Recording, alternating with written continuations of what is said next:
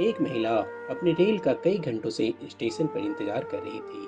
उसने खाने के लिए कुछ वेफर्स भी खरीदे और बैठने के लिए जगह भी ढूंढ रखी थी। जगह मिलने के बाद उसने अपने बैग से एक किताब निकाली और किताब पढ़ने में लीन हो गई।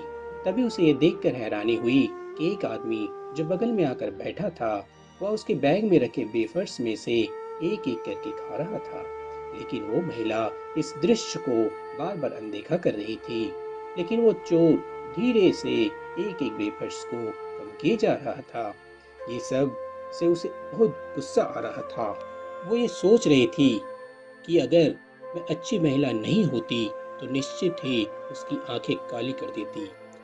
जैसे ही वो महिला पैकेट में से एक वेफर्स निकालती, वैसे ही वो आदमी भी एक वेफर्स निकालता।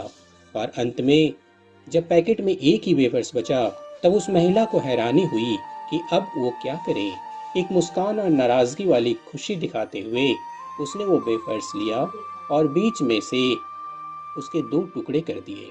उसने आधा टुकड़ा उस आदमी को दिया जो इससे पहले उसके वेफर्स को लेकर खा रहा था। और जैसे ही वो आदमी उसे खाने लगा, उस महिला ने उससे वो छीन लिया।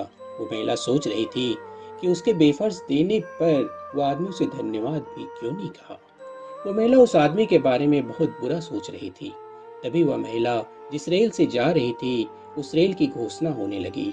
इसलिए उसने उस आदमी को गुस्से से देखते हुए अपना सामान लेकर अपनी रेल की ओर चली गई। रेल में जाने के बाद उसने अपना सामान अपनी सीट पर रखा और बैठ गई। उसने अपनी बुक उठाई और बैग में रखने लगी।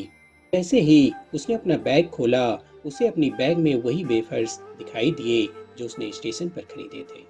उस समय उस महिला को अपनी गलती का एहसास हुआ कि वो आदमी उसके वेफर्स को नहीं खा रहा था, बल्कि वो महिला उस आदमी के वेफर्स को खा रही थी। उस समय उस महिला को महसूस हुआ कि वह चोर है और बुरी है।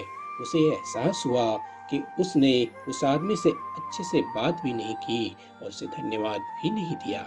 लेकिन उस समय बहुत देर हो चुकी थी। लर्निंग फ्रॉम दिस स्टोरीज, जब हम रास्ते पर बिना देखे चलते हैं तो निश्चित ही एक्सीडेंट होने के अवसर ज़्यादा होते हैं। इसलिए हमें हमारे जीवन में सदैव आगे पीछे देखकर ही चलना चाहिए।